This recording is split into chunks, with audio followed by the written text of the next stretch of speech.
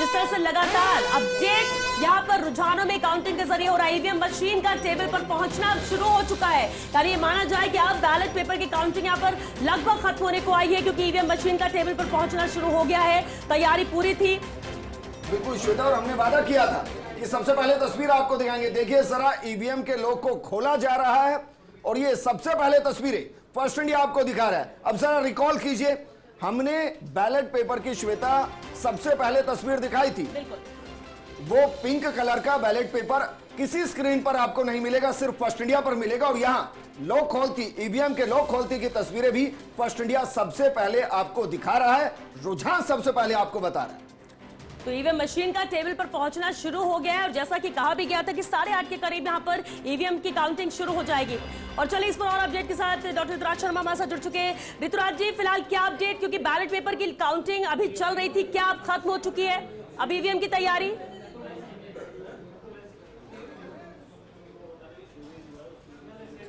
देखिए, ballot paper की counting करीब करीब अपनी अंतिम प्रक्रिया में है। और लेकिन एक बात बताना चाहूँगा कि फुलेरा में जो फुलेरा की कॉन्स्टिट्यूंसी है, उसको लेकर जो 12 टेबल और 22 राउंड में मतगणना पूरी होनी है, लेकिन वहाँ पर बहुत प्रक्रिया धीरे चल रही है। यहाँ तक कि हमने ये देखा कि सुबह 8 बजे जब शुरू हो रहा था तो तब भी कई अपने जो कार्यक्रम थे उसी में लगे थे। इसके अलावा वहाँ पर कर्मचारी भी थे जो काफ़ी लेट पहुँचे थे।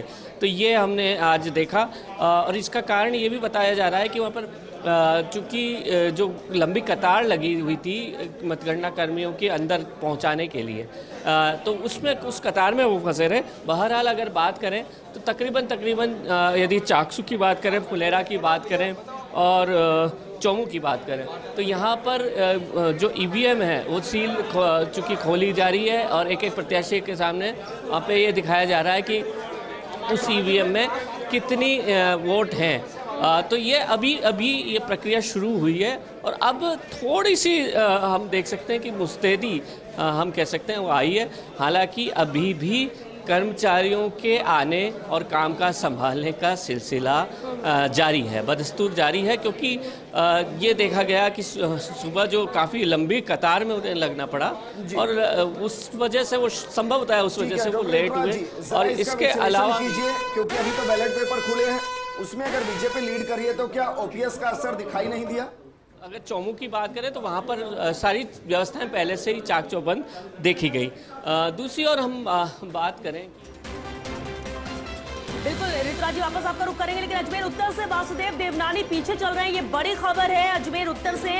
योगेश जी, वासुदेव देवनानी शुरुआती दौर में कह सकते हैं, क्योंकि अभी बैलेट की काउंटिंग यहाँ पर चल रही थी, लगभग खत्म होने को ईवीएम शुरू होगी, लेकिन क्या अजमेर उत्तर में वासुदेव देवनानी का परिणाम इसी तरह से रहेगा या फिर लगता है कि बदलाव होगा? अभी तो शुरुआत है। श्वेता, आंतरिक असंतोष से जूझ रहे हैं देवनानी वहाँ पर, और कोई बड़ी बात नहीं। अजमेर उत्तर में 4 चुनाव बाद उलटफेर हो जाए।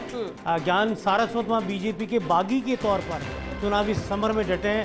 ट्रायंगुलर उन्होंने पूरा इलेक्शन किया है और मुझे लगता है कि ये अगर वोट वहाँ पर 15 से 20 हज़ार वोट ले जाते हैं ज्ञान सारस्वत, तो ये सीधा डैमेज भारतीय जनता पार्टी को होगा।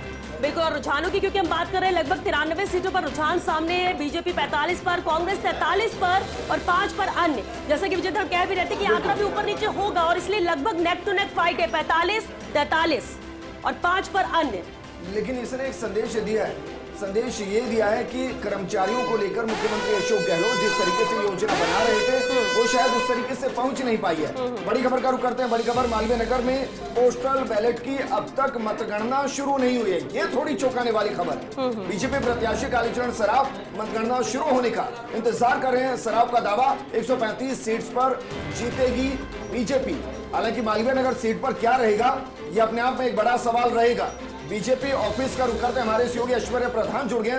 ऐश्वर्य, जरा विश्लेषण इसका कीजिए। बैलेट पेपर के अंदर शुरुआती रुझान में बीजेपी कांग्रेस पर भारी पड़ती दिखाई दे रही।